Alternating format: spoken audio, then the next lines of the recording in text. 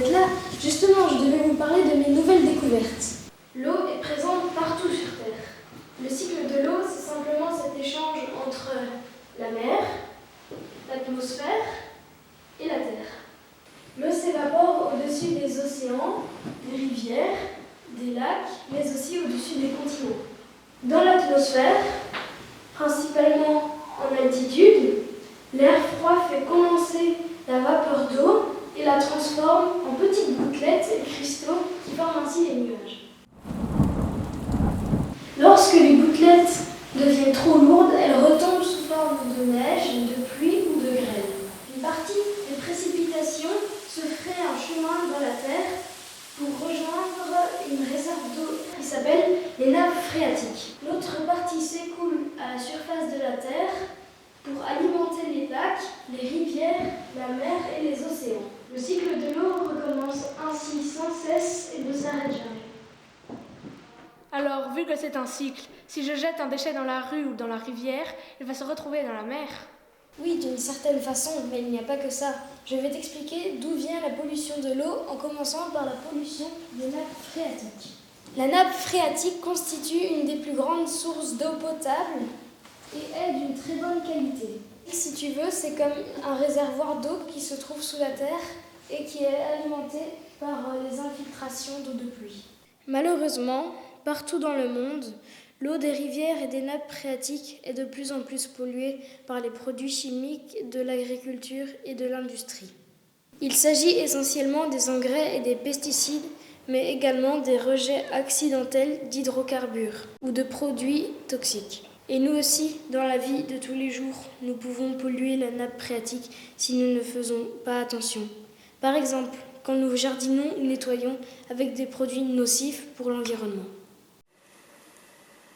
Ça veut dire que si je jette mon déchet dans la rue, il va tout de suite aller dans la mer. Oui, c'est malheureusement ce qui arrive à la plupart des déchets jetés dans la nature. Heureusement, il existe ce qu'on appelle les stations d'épuration, qui sont chargées de purifier les eaux sales. Certains déchets qui ne se dégradent pas se retrouvent dans les stations d'épuration et bloquent les filtres, comme les lingettes ou les masques. La pollution des mers, des rivières, des lacs et des océans est de plus en plus importante. Et ce sont les objets plastiques qui posent le plus problème. Chaque année, on produit plus de 320 millions de tonnes de plastique dans le monde que l'on va retrouver dans énormément d'objets du quotidien. Et sur ces 320 millions de tonnes de plastique, 8 millions finissent dans les océans. C'est comme si on jetait un camion de poubelle plein de déchets dans l'océan, toutes les minutes. 1 milliard de pailles utilisées chaque jour dans le monde. Heureusement, la Commission européenne vient de proposer une nouvelle règle, comme l'interdiction de certains objets en plastique. Par exemple, les couverts, les assiettes, les pailles, les cotons-tiges ne pourront plus être vendus. C'est 100 000 mammifères marins et 1 million d'oiseaux qui meurent chaque année d'ingestion de plastique. Et maintenant, il y a en plus le danger de nos gants et masques usagés. Mais alors, comment limiter la pollution et préserver la qualité de l'eau de nos ruisseaux ? Eh bien, je suis contente que tu poses cette question, car oui, nous pouvons agir chacun à notre niveau. Mais peut-être que vous avez des idées ? À la maison, pour le nettoyage, le jardinage ou le bricolage, j'utilise des produits éco-responsables comme les lessives sans phosphate et la peinture sans solvant.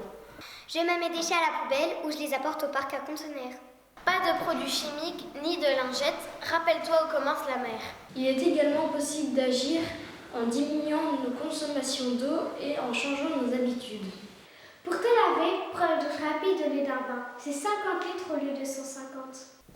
Privilégie le lave-vaisselle plutôt que de tout laver à la main et n'oublie pas de réparer les fuites d'eau. Utilise un gobelet ou ferme le robinet quand tu te brosses les dents.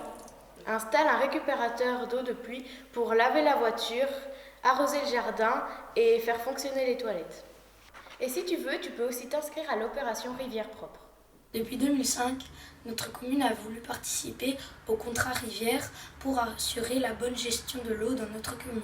Si tu as des questions ou que tu as envie de donner ton avis, n'hésite pas à contacter les responsables locaux. Voilà, vous avez donc mieux compris ce qu'est le cycle de l'eau en général et ce qu'est la pollution de l'eau.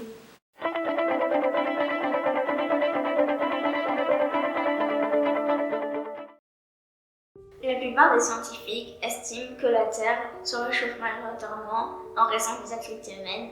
Cela est dû à l'accumulation de gaz à effet de serre suite à la combustion de gaz, charbon, pétrole, à la déforestation ou encore à l'élevage et l'agriculture intensif. Cette élévation de la température a des conséquences dramatiques pour notre planète. On assiste à l'augmentation du niveau des océans. Les glaciers d'altitude reculent et disparaissent. C'est cela qui élève le niveau de l'eau. Il y a également l'augmentation des catastrophes climatiques comme les cyclones, les précipitations ou encore les vagues de chaleur. On constate aussi une diminution de la biodiversité. Monsieur, est-ce qu'on peut ouvrir la fenêtre? Il fait vraiment très chaud. Justement, je réfléchissais. Selon mes calculs, on aurait pu avoir en l'an 2325.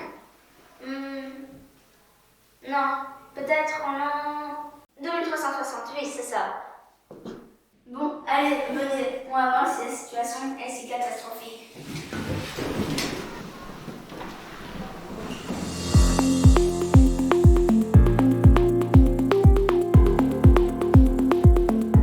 Tiens, elle est où la prise? Tiens, si tu vas te mettre à l'ombre d'un arbre. À chacun sa solution. Moi, c'est les pieds dans les glaçons. D'ailleurs, savez-vous que les arbres et les forêts ont un rôle essentiel pour tous les habitants de notre Terre et que ce n'est pas uniquement que pour nous faire de l'ombre. Elles assurent en effet l'équilibre climatique de la planète. En effet, la forêt est le poumon de la Terre et c'est elle qui absorbe le carbone que nous rejetons dans l'atmosphère. Avec nos voitures, nos avions, nos usines, ainsi moins il y a de forêts, plus il reste de carbone dans l'atmosphère et plus le climat se réchauffe. Et ce sont principalement les forêts tropicales qui disparaissent et qui accentuent le changement climatique actuel. Heureusement, chez nous en Europe, les forêts sont encore très abondantes. Mais qu'est-ce qu'on peut faire de plus? C'est tellement loin de nous tout ça. Plante des arbres ou des haies.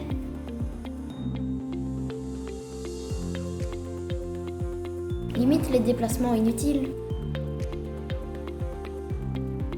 Utilise ton vélo ou fais du covoiturage. Privilégie le circuit court en te rendant chez les producteurs locaux. Ok, c'est peut-être les pistes, mais sur quoi pourrons-nous être encore acteurs? Limite les aérosols. Utilise plutôt les savons et les déodorants solides.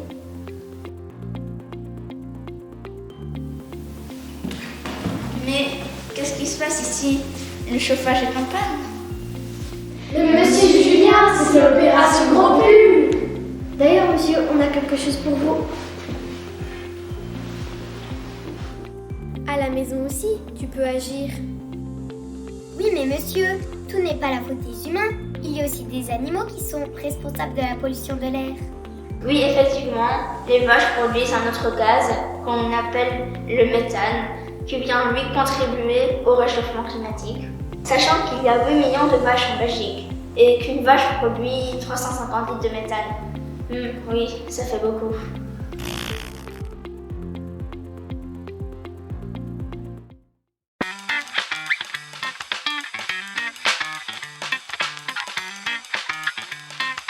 Bonjour tout le monde, alors aujourd'hui leçon sur les déchets et plus précisément sur la dégradation des déchets. Ensuite, ça va nous amener à parler et réfléchir sur notre manière de consommer. D'après vous, combien de temps met du papier à se désagréger? Un mois? Non, la réponse est 12 semaines pour du papier journal et pour du papier toilette 2 à 4 semaines. Et maintenant pour du chewing-gum. Victoria! 6 mois. Et maintenant 5 ans. Et pour une canette? Augustin! Je dirais au moins 5 ans. Non, 10 à 100 ans. Et pour un sac plastique? Ça c'est fin, donc à mon avis ça va plus vite qu'une canette, je dirais 3 ans. 100 à 1000 ans. Mais moi, j'ai pensé que les déchets, on pouvait les recycler et qu'au final, ils finissaient tous par disparaître. Tu as en partie raison, mais ça n'est pas si simple. Déjà, il y a certains déchets que l'on ne peut pas recycler. La vie d'un déchet ne s'arrête pas quand on le jette dans la nature. car son temps de dégradation peut être long. Parfois, cela peut même prendre des milliers d'années. Un trognon de pomme prendra 3 à 6 mois à se dégrader, tandis qu'un mégot de cigarette prendra 1 à 5 ans. Ok, maintenant j'ai compris. Au lieu d'aller tout jeter dans la forêt, je vais au recyparc. Allez, tout le monde au recyparc. Une fois les déchets récupérés, il est difficile de s'en débarrasser, car tous les déchets ne sont pas recyclables ni réutilisables, donc on ne peut pas les réutiliser pour fabriquer d'autres choses. Cela représente environ 20%. Le reste sera stocké, enterré ou incinéré. Et dans tous les cas, les déchets ont un impact négatif sur notre environnement. Donc, le meilleur des déchets reste celui que nous n'utilisons pas et que nous ne créons pas. Moi j'ai une super idée, je trouve qu'on devrait arrêter de produire certains objets et même certaines matières qui sont impossibles à recycler. Tu as raison, et d'ailleurs les gouvernements ont déjà voté certaines lois pour interdire la fabrication d'objets en plastique. Ils ont déjà interdit l'utilisation de sacs en plastique dans les supermarchés. Sans oublier qu'une pollution peut en cacher une autre. Parfois, un objet est tout aussi polluant pour être produit. Mais j'ai une idée moi, ce serait de moins consommer. Et donc de réduire nos déchets et ainsi mieux préserver notre planète. Comment t'as eu ta médaille? J'ai relevé le défi 0 déchet. Et c'est quoi ce défi? Tous mes déchets d'une semaine dans un seul bocal. Toi aussi deviens un héros du zéro. Nous vivons dans une société de consommation qui nous offre toujours plus de choses à acheter. Achetez en vrac, Reprenez vos sacs pour ne pas qu'il y ait de couac. L'emballage, c'est un mirage. Même si la boîte est belle, elle finira à la poubelle. Les piles, c'est pas toujours utile, privilégiez les batteries ou les piles rechargeables. Et si vous en avez quand même, venez ici, un petit geste fait la différence. Un jouet sympa servira 2 fois, s'il est en bon état, offre-le à quelqu'un qui l'aimera. Ton jouet est cassé, sois plus futé. Au lieu de le jeter, essaye de le réparer. Ton goûter suremballé, Mauvaise idée. c'est toujours mieux sans polluer. voici quelques conseils pour réduire votre consommation d'électricité. Débranchez les prises, privilégiez les ampoules LED et surtout n'oubliez pas d'éteindre la lumière quand vous quittez une pièce. Et pour nous habiller, évitons de jouer les fashion victimes. Achetons nos vêtements de seconde main et quand c'est possible, essayons de réparer. Nous espérons qu'avec notre petit reportage, chacun aura compris la nécessité de préserver notre nature et les rivières.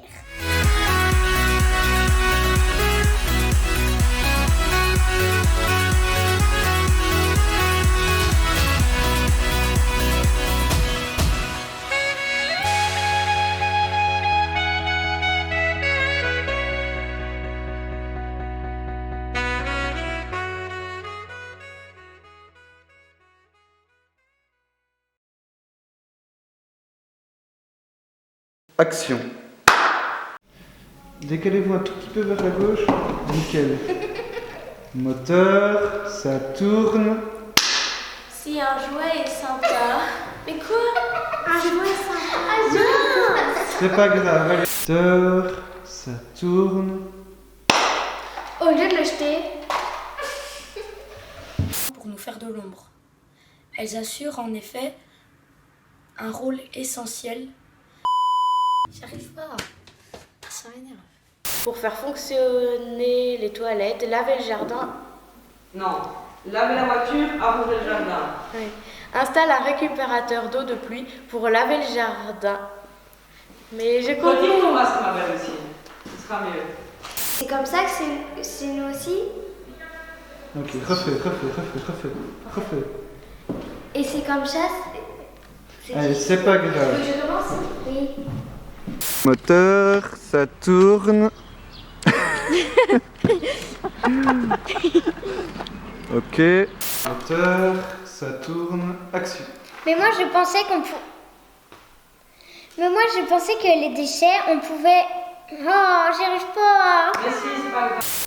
Tous mes déchets d'une semaine dans un seul bocal. Toi aussi deviens un héros du zéro. C'est bien. Action. Un jouet sympa servira 2 fois. S'il est en bon état, offre-le à quelqu'un qui l'aime bien. Bon, allez, venez, on va voir si la solution est si catastrophique. catastrophique. Qu'est-ce qu'elle en a l'air? Alors, c'est pas ça. C'est pas la 16. Mais ce n'est pas tout. Pas de produits chimiques ni d'huile dans l'évier. Refais une fois. Pour te laver, prends une douche. Pour te laver, prends une douche rapide au lieu d'un bain.